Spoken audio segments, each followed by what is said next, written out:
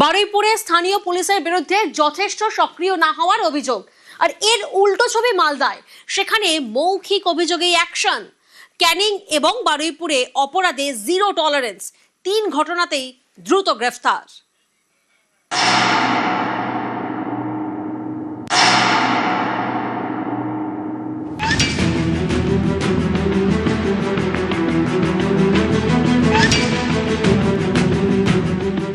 বারুইপুর, মালদা, ক্যানিং অপরাধের অভিযোগ পেলেই দ্রুত অ্যাকশন। বদলের বাংলায় এখন এটাই ছবি।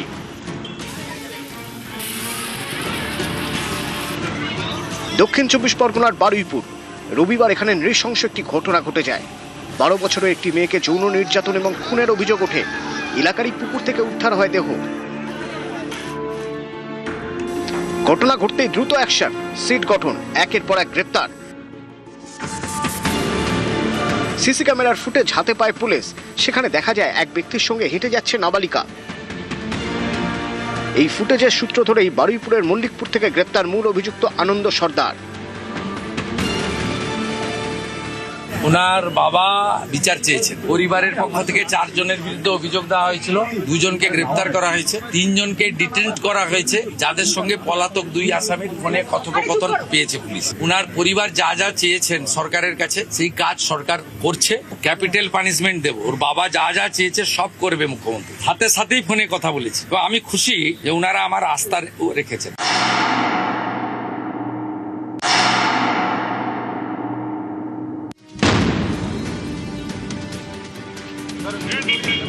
মালদার ইংরেজ বাজার রবিবার এখানেও এক নাবালিকাকে যৌন নির্যাতনের অভিযোগ ওঠে। অভিযোগ পেয়ে পুলিশের দ্রুত অ্যাকশন। 24 ঘন্টার মধ্যে বিহারের পূর্ণিয়া থেকে গ্রেপ্তার অভিযুক্ত প্রতিবেশী।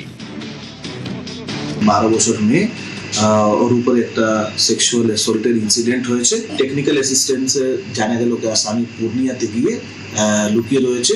আর পূর্ণিয়া থেকে আমাদের আসামিকে আমরা ধরে নিয়ে চলে এসেছি, যা আমাদের একটা পক্সো কেস হয়েছে।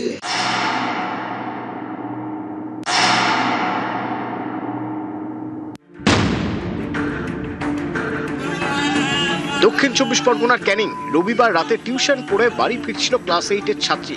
সঙ্গে ছিলেন তার দিদি। অভিযোগ, রাস্তায় ছাত্রীর শ্লীলতাহানির চেষ্টা করে কয়েকজন। বিষয়টি জানাজানি হতেই অ্যাকশন। রাতেই ধরা পড়ে 4 জন।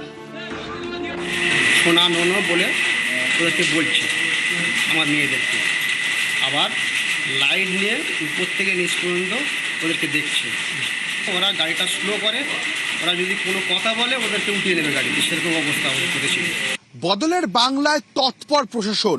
সে মালদা হোক, ক্যানিং কিংবা বারুইপুর, যে কোনো ধরনের অপরাধমূলক ঘটনা ঘটলেই তার 24 ঘন্টার মধ্যেই নেওয়া হচ্ছে ব্যবস্থা।